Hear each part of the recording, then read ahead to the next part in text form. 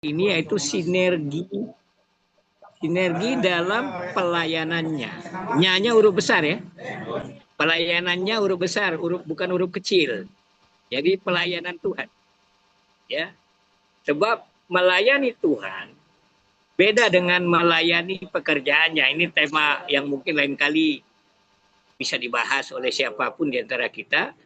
Perbedaan yang mendasar antara melayaninya dan melayani pekerjaannya. Perbedaan antara sinergi dalam pelayanannya huruf kecil semua dan huruf besar semua. Ini untuk mengajak kita berpikir kritis ketika menelaah kebenaran firman Tuhan.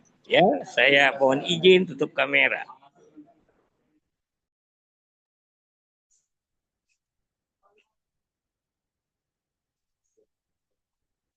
Apakah suara saya masih terdengar jelas? Jelas, Pak. Masih terdengar jelas, Pak. Bagus. Jelas. Ya, host yang menjawab ya. Oke. Ada suara-suara di belakang, bisa menjauh dari suara-suara, Pak. Tolong yang lain di unmute aja, di mute ya, sorry. Firman Tuhan hari ini dari Filipi 2 ayat 1 sampai 5 saya bacakan bagi kita semua. Jadi karena dalam Kristus ada nasihat, ada penghiburan kasih, ada persekutuan roh, ada kasih mesra dan belas kasihan. Karena itu sempurnakanlah sukacitaku ini, Paulus, dengan apa? Hendaklah kamu sehati, sepikir, dalam satu kasih. Ya, sehati sepikir dalam satu kasih. Satu jiwa, satu tujuan. Ada tujuan. Dengan tidak mencari kepentingan diri sendiri atau puji-pujian yang sia-sia. Sebaliknya, hendaklah dengan rendah hati, seorang menganggap yang lain untuk lebih utama daripada dirinya sendiri. Dan janganlah tiap-tiap orang memperhatikan kepentingannya sendiri, tapi kepentingan orang lain juga. Hendaklah kamu dalam hidupmu bersama menaruh pikiran dan perasaan yang terdapat juga dalam Kristus Yesus. Konteks dalam Alkitab ini bicara nasihat Rasul Paulus untuk bersatu dan merendahkan diri seperti Kristus. Jadi konteksnya itu. Konteksnya dalam pelayanan Tuhan, ya, ketika kita melayani pelayanan pekerjaan Tuhan dan melayani Tuhan secara bersamaan, maka yang menjadi fokus dan sentral adalah Tuhan sendiri. Saya bacakan bagi kita Yohanes 17 ayat 21, doa Tuhan Yesus yang masih terus sampai sekarang, supaya mereka semua menjadi satu, sama seperti Engkau ya Bapa, di dalam aku dan aku di dalam Engkau, agar mereka juga di dalam kita, supaya dunia percaya bahwa Engkaulah yang telah mengutus aku.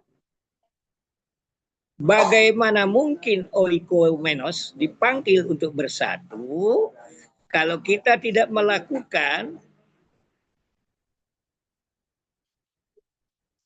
pada Filipi 2 ayat 1 sampai 5. Saudaraku yang terkasih. Ya. Sinergi dalam bahasa Greknya itu synergio. Ya, diserap oleh bahasa Inggris jadi sinergi. Synergio bermakna kemitraan. Jadi posisinya sama. Karena itu ayat 3 mengatakan yang satu dengan yang lain menganggap yang lain lebih utama. Ya, lebih utama, bayangin. Sedangkan kita berlomba-lomba umumnya dalam pelayanannya ingin jadi center point dari pelayanan. Jarang kita berpikir mengatur bangku-bangku di gereja, mengatur makanan, mempersiapkan piring-piring dan minuman sebagai bagian dari sinergi tadi. Jarang kita berpikir begitu kan? Sering kita merasa kalau kita jadi pembicara, pendoa, worship leader, singer, ya, sebagai instrumen, apakah keyboard, gitar, drum, baru kita merasa melayani Tuhan dengan sungguh-sungguh. Ya, saudaraku yang kekasih, ada kita pernah berpikir demikian? Bahwa pelayanannya itu merupakan sinergisitas dari setiap elemen yang melayani. Ya, setiap elemen yang melayani. Bukan berarti karena worship leadernya memimpin pujian dengan baik, maka lalu kita putuskan ibadah sampai selesai tadi, pelayanan sampai selesai tadi jadi baik. Ya, saudaraku yang kekasih. Seringkali kita disorientasi dalam melayaninya. Seolah-olah tanpa kita pelayanan itu tidak berhasil. Lalu kita ingin jadi center point, kita di acara menjadi sorotan kamera, sorotan video ya. Apalagi kalau ada yang mau wawancarai, maka kita merasa excited ya. Oh, kita melayani pekerjaannya. Sinergisitas mengandung makna apakah saudara sudah melakukan perintah Yesus untuk unity in God. Kesatuan dalam tubuh Kristus. Masing-masing kita punya talenta. Ya.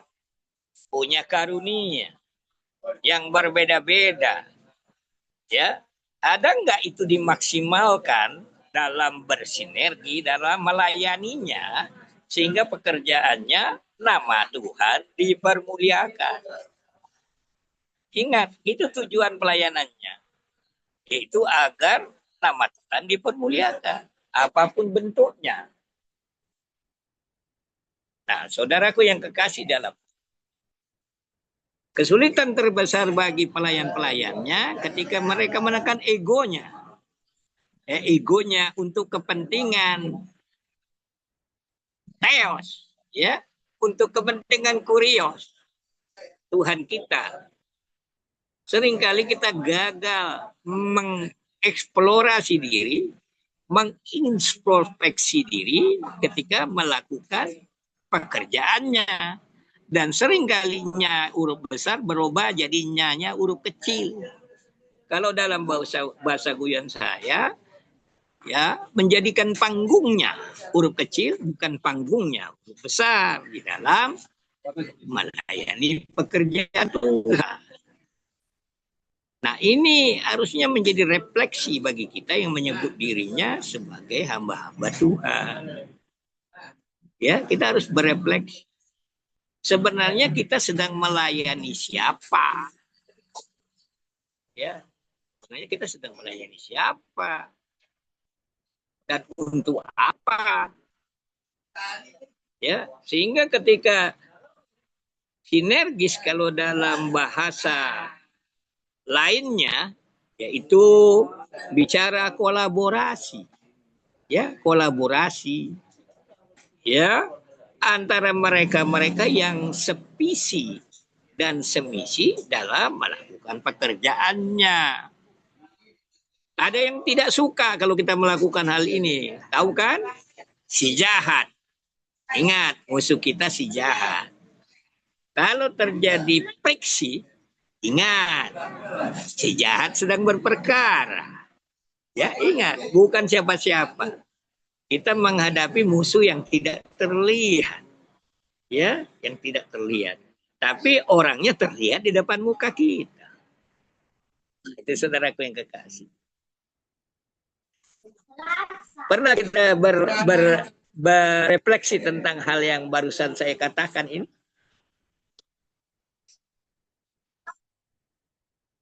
Bersinergi tidak akan terjadi kalau sama-sama saling membanggakan apa yang dimilikinya, apa kelebihannya. Tidak akan berhasil itu bersinergi. Karena masing-masing pengen jadi center of ceremony dari kegiatan tadi. Ya, seringkali ada pendeta besar yang bilang, ada ribuan orang yang sudah saya layani. Dia lupa di belakang dia ada tim doa. Ada tim yang melayani bersama ketika tantangan itu diberikan. Ya, kayak saya dulu Bayangkan di Senayan sana ada puluhan ribu yang hadir, maka pengkhotbah sekaliber ya Benihin atau sekaliber Maurice Cerullo ya butuh ribuan orang yang mensupport ketika pelayanan itu berupa tantangan atau altar call, sering disebut demikian. Jadi bagi mereka yang bersinergi untuk kepentingan Tuhan tidak akan terucap kata-kata demikian. Karena pelayanan tadi berhasil karena merupakan kerjasama tim yang disebut sinergi tadi, kemitraan, di mana pemimpin utamanya yang kita layani. Ya, yang kita layani. Nah, coba kita berpikir kritis.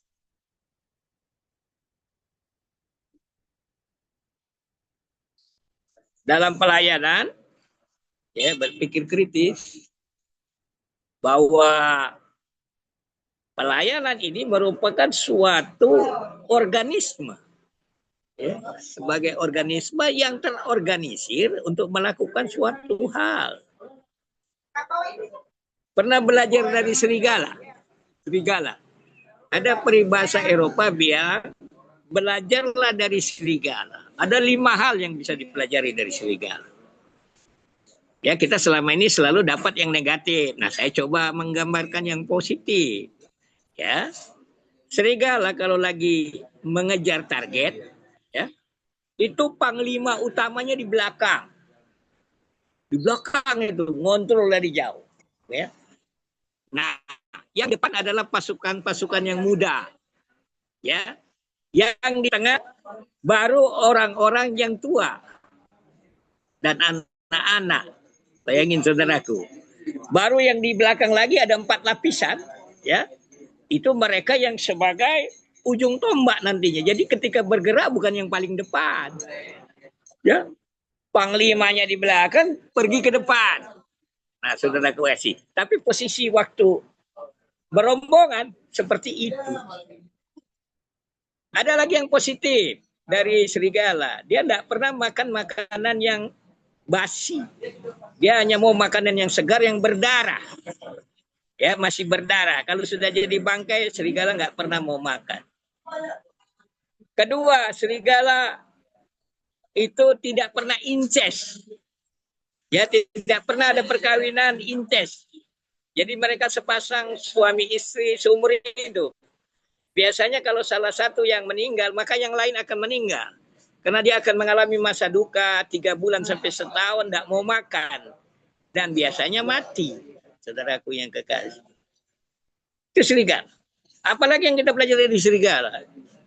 Serigala mengurus orang tuanya. Ketika orangnya tuanya sudah tidak berdaya, bergerak pun tidak, maka disuruh disarang dia, menunggu. Menjaga anak-anak dalam konteks cucunya. Saudara yang kekasih, bayangkan serigala. Ya, ada 5 hal yang bisa kita pelajari dari serigala. Dalam sinergisitas, kita melihat ketika dia mengejar mangsa, tidak pernah mangsanya berhasil tanpa sinergisitas dari 4 kelompok tadi. Ya, ada yang menghadang, ada yang menakut-nakuti, begitu. Ya, mau itu hewan yang sangat besar, misalnya beruang es atau beruang di hutan-hutan kayak Amerika, beruang hitam, itu mereka berani menghadapi bersamaan. Hampir tidak ada hewan yang tidak berani dihadapinya. Nah, saudaraku kasih, dari sini kita belajar sinergisitas tanpa berpikir. Dan perlu kalian ingat ketika dapat mangsanya, menurut saudara siapa yang makan duluan? Siapa yang makan duluan? Tahu gak saudara, anak-anak mereka itu yang menjelang dewasa itulah yang makan duluan. Saudaraku yang kekasih. Sering kita di dalam pelayanan, kalau ada perjamuan makan sekalipun, kita berlomba-lomba setelah doa makan. Paling antrian terdepan. Kadang-kadang terlihat watak aslinya, karakter aslinya ketika antri di makanan pun ketahuan. Saudaraku yang kekasih. Bagaimana mungkin hal ini terjadi? Karena ketika kita melayani pekerjaannya pasti ada perjamuan. Ada koinonia di situ. Ya, berakar kata dari perjamuan, makan bersama, bersantap bersama. Bahkan Wahyu 3 ayat 20 berkata, aku berdiri di depan pintu dan mengetuk. Siapakah yang membuka pintunya, artinya dia akan masuk dan makan bersama-sama dengan dia. Sehidangan dengan dia yang memanggil. Saudaraku yang kekasih dalam Tuhan. Ada nggak kita sudah melakukan hal ini dalam pelayanan kita? Dalam pekerjaan Tuhan di gereja, di persekutuan, di ministry, bahkan di Zoom ini sekalipun. Ya. Ketika saya diminta bicara, saya jarang bicara kalau tidak diminta bicara. Karena saya sudah melatih, ini tahun ke-6 saya, lebih banyak mendengar daripada berbicara. Dimanapun saya kalau dipanggil, tidak pernah saya mau bicara kalau tidak diminta. Saya belajar dari telinga seorang murid, banyak mendengar, sedikit bicara. Nah, kalau kita bicara terlalu panjang, lebih panjang dari pembicara, saya kira Anda sedang menyombongkan diri tentang pengetahuan Anda. Ya, siapapun Anda, saya berani mengatakan Anda sedang menyombongkan diri. Kalau pembicara 15 menit, Anda mengomentari 20 menit.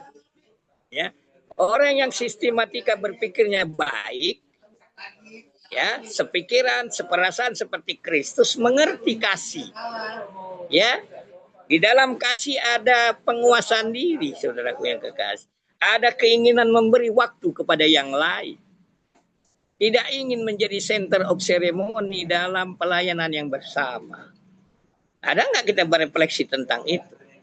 Bukan pengalaman saya yang sudah 44 tahun di lapangan, membuat saya merasa paling mengerti tentang pelayanan. Oh, belum tentu, saudaraku. Bisa jadi saya sedang melayani pekerjaan Tuhan, tapi bukan melayani Tuhan. Dua hal yang berbeda. Ya, dua hal yang berbeda. Antara melayaninya dan melayani kerjaannya. Mereka yang melayani sih melayani pekerjaannya. Tapi mereka yang melayani pekerjaannya belum tentu dia melayaninya.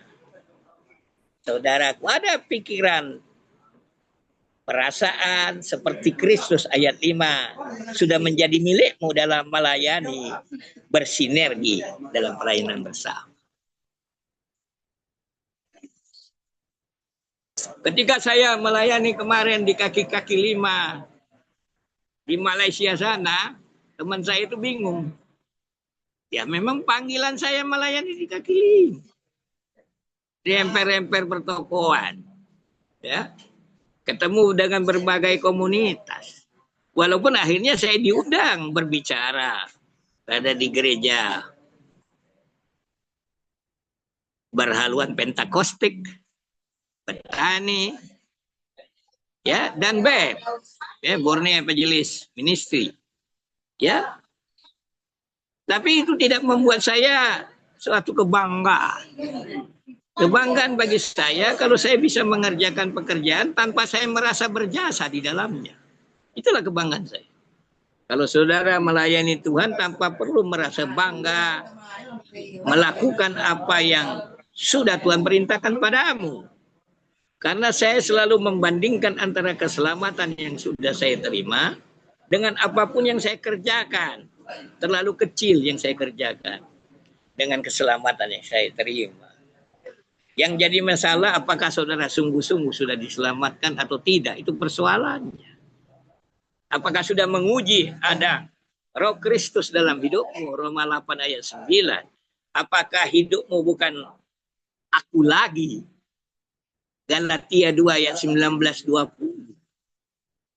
Ya, ayat hafalan kita sering kita nyanyikan dalam nyanyian sekolah minggu, hidupku bukannya aku lagi. It's real or not? Apakah itu sudah menjadi kenyataan dalam hidup? Pertanyaan besarnya itu, saudaraku yang kekasih. Bersinergi, perlu kita ingat, kemitraan kita dalam melayani itu kehendak dia. Dia yang mengajak.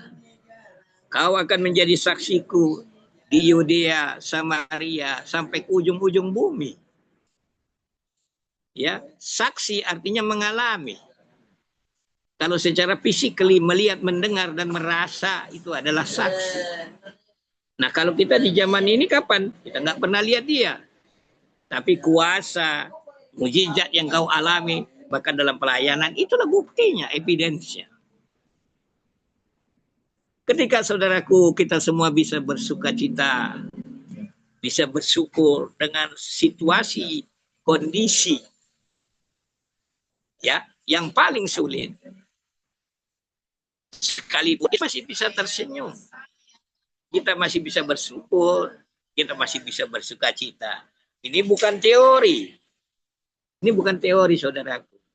Tapi apakah juga menjadi lifestyle dan mindsetmu di dalam melayani pekerjaan Tuhan? Saya cukup banyak mengikuti pelayanan dari berbagai ministry, berbagai komunitas, berbagai gereja. Kalau kalian semua saya jamin tidak mungkin hari Minggu ke 4 gereja kan. Saya sudah puluhan tahun selalu beribadah dari pagi matahari baru terbit sampai matahari terbenam. Paling tidak 3, 4, bahkan 5 gereja saya hadiri. Saya bukan gereja jalan-jalan atau gereja pindah-pindah. Saya menikmati Sabat dalam tanda kutip menurut terminologi Old Testament. Saudaraku yang kekasih. Nah, orang sering bilang, kok Pak Guru, panggilan saya lebih sering dipanggil Pak Guru atau PKE.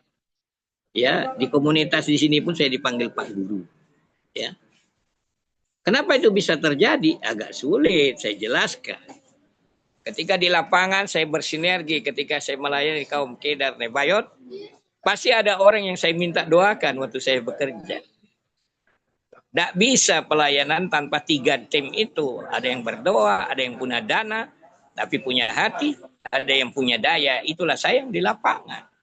Saya tidak pernah bisa berhasil bekerja. Ketika terjadi keberhasilan pun dengan pikiran itu hasil pekerjaan saya.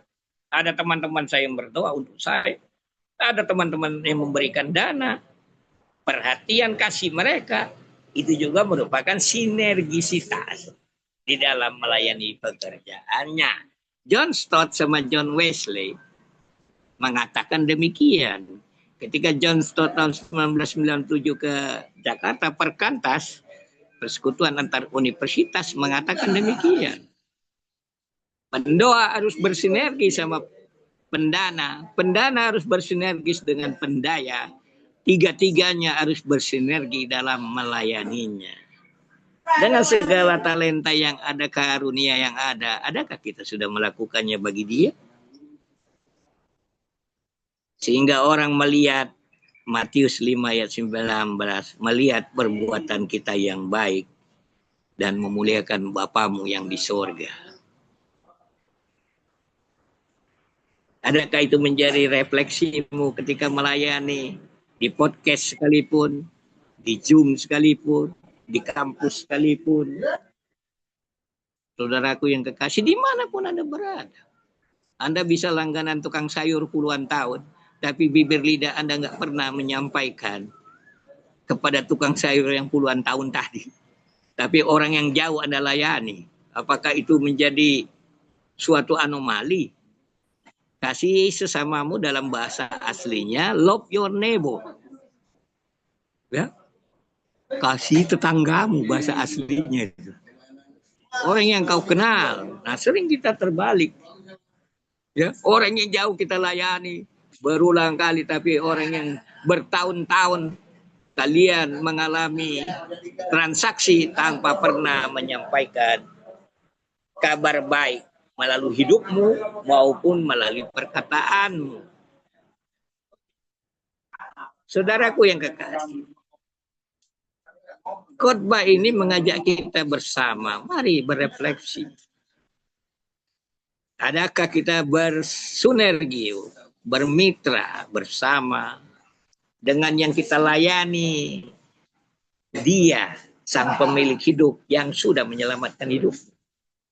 Itu pertanyaan besar. Ya. Kalau ada orang mengatakan merendahkan diri, itu gampang, dia sedang sombong. Ya, merendahkan diri kayak mikul salib, saudara yang kekasih. Ketika kau jauh lebih pintar dari orang lain, ya kau merendahkan diri seperti orang bodoh. Bukan kau bodoh. Ya, memposisikan diri sebagai orang bodoh. Dalam tanda kutip bodohnya. Ya, bodoh itu dalam pengertian saya positif. Karena orang bodoh adalah orang yang belajar. Ya, tapi jangan orang yang botol. Ya, sudah bodoh tolol pula. Kurang lebih begitu. Ini sekedar bahasa guyon dari Edis teman kita itu. Ya, kalau bicara pertemanan. Nah, saudaraku yang kekasih dalam Tuhan. Sesuai dengan tema kita, mari bertanya sama diri. Bahkan ketika di pelayanan Zoom sekalipun akan terlihat. Ada nggak kita bersinergi bersama? On time, teliti, mengerjakan player sekalipun, teliti dalam mengatur siapa yang bertugas mengkonfirmasi agar yang bersangkutan melaksanakan tugasnya, bukan sebagai iseng-iseng berhadiah melayaninya. Saudara yang kekasih. Pelayanan itu kalau ada orang bilang mudah, dia sedang berdusta pada dirinya. Seorang yang melayani Tuhan pasti menyalipkan kedagingannya. Ya, dia mengutamakan Tuhan, apakah ini menyenangkan hatimu atau tidak ketika saya melakukan apapun juga. Ya, renungan singkat ini mari mengajak kita bersama ya mengkoreksi diri di dalam melayaninya. Jangannya huruf besar berubah jadinya huruf kecil. Ya, panggungnya huruf besar menjadi panggungnya huruf kecil. Oh, saya banyak ngikutin. Ya, merendahkan hati, tapi sebenarnya sedang menyombongkan diri. Ya kan, saudara? Pura-pura merendah namanya, saudara. Ya. Karena saya dari dulu selalu bangga kalau saya berhasil mengabarkan amanat agung, maka yang lain-lain tidak ada jadi kebanggaan bagi saya. Ya. Karena itu kalau orang panggil saya pendek, PDT, PSEP, dan lain-lain, dengan segala atribut di belakangnya saya nggak suka. Panggil saya ajalah PKL, pembawa kabar Elohim. Kalau tulisannya saudara lihat itu kan. Ya, itu yang memberi teman saya. Bahasa halusnya untuk beramanat agung. Saudaraku yang kekasih dalam Tuhan. Coba terus kita maknai Filipi 2 ayat 1 sampai 5. Sering saya bilang sama teman-teman, kalau Filipi 2 1 sampai 5 belum merupakan bagian hidupmu, jangan coba-coba melayani bersama di dalam pekerjaannya. Sebab pasti ada di situ lawan dari kolaborasi adalah konflik.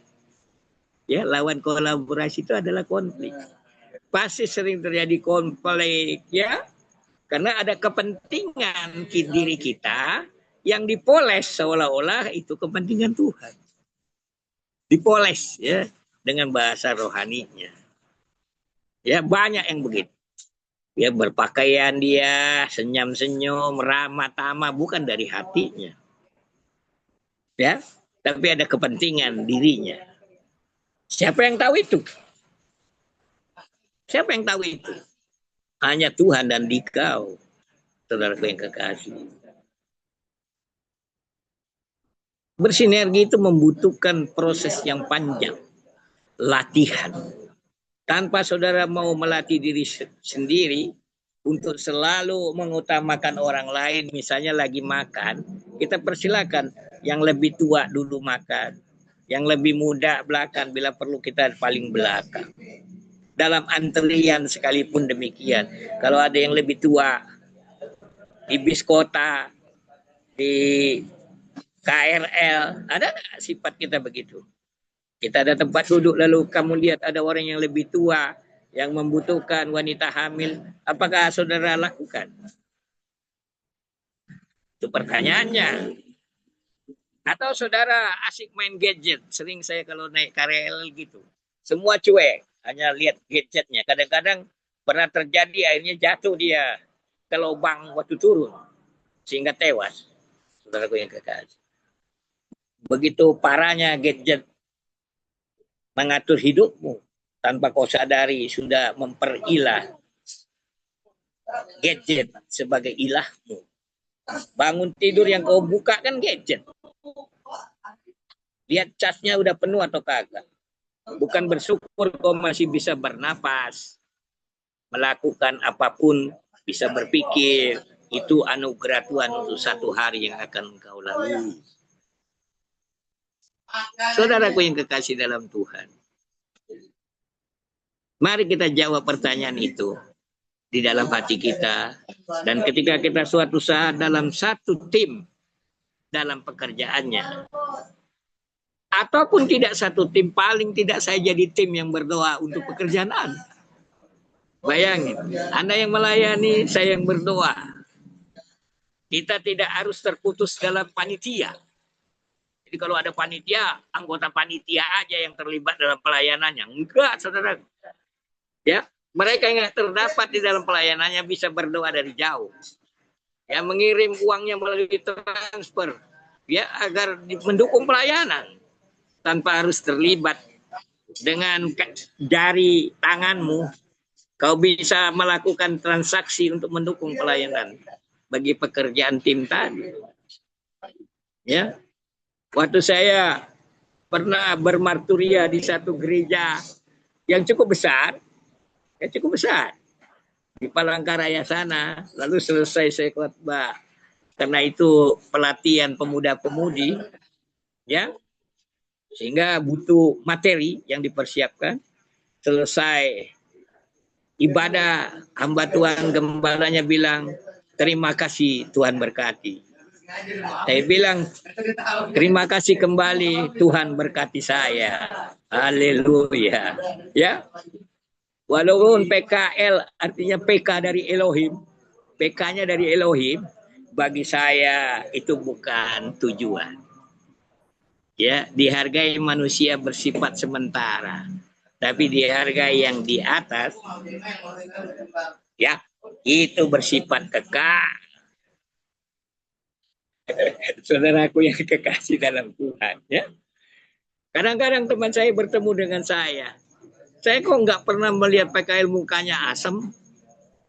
Sepertinya duitnya selalu tebal, rezekinya selalu bagus. Lalu saya bilang, pada saat kau ngomong begitu, di dompet saya pun saya sedang berpikir apakah motor saya masih bisa diisi bensin untuk jalan kembali.